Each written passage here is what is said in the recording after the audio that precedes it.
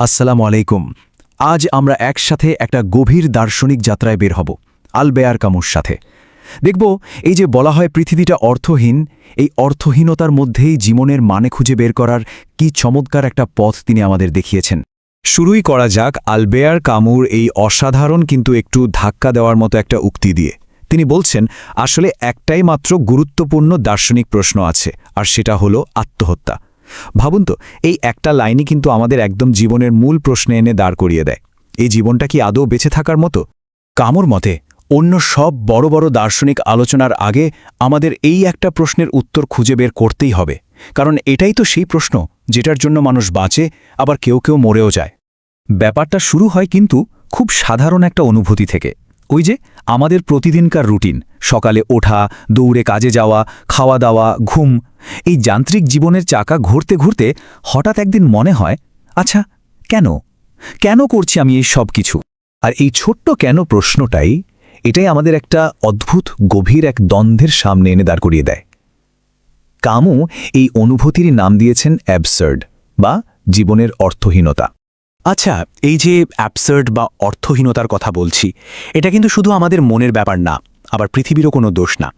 কামু বলছেন ব্যাপারটা হলো এই দুজনের সম্পর্কের মধ্যে।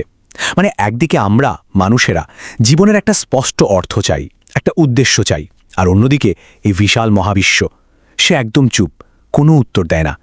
এই যে আমাদের চাওয়া আর মহাবিশ্বের এই নীরবতা, এই দুয়ের সংঘাত, এটাই হলো অ্যাবসার্ড।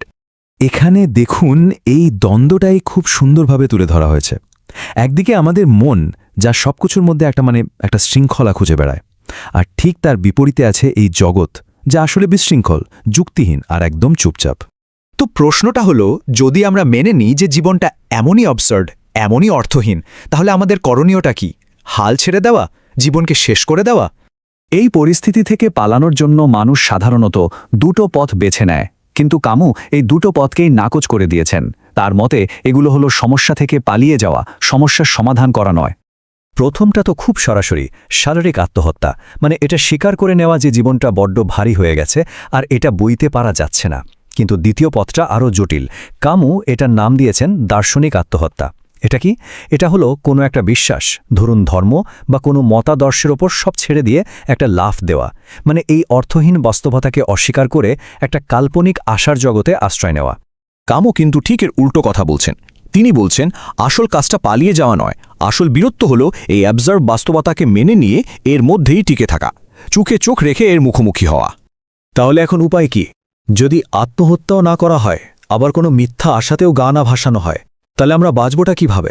আর এখানেই কামু তার সমাধানের কথা বলছেন।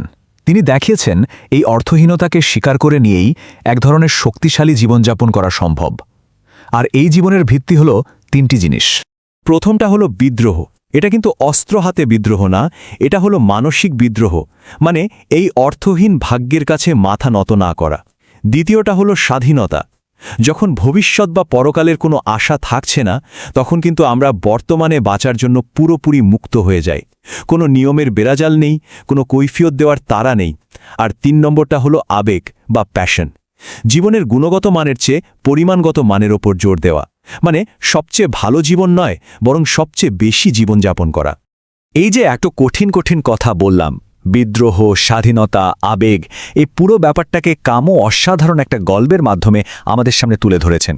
আর সেই গল্পটা হলো গ্রিক পুরাণের সিসিফাসের গল্প। গল্পটা তো হয়তো অনেকেই জানেন।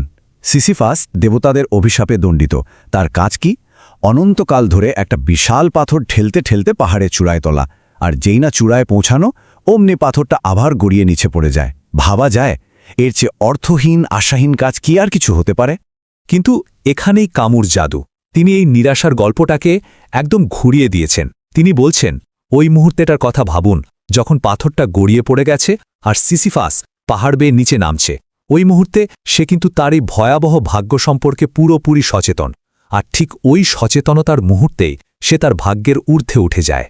ওই মুহূর্তে সিসিফাস তার পাথরের থেকেও শক্তিশালী। তাহলে মূল কথাটা কি দাঁড়ালো? সিসিফাসের সুখ কিন্তু পাহাড়ের চূড়ায় পৌঁছানোর মধ্যে নেই।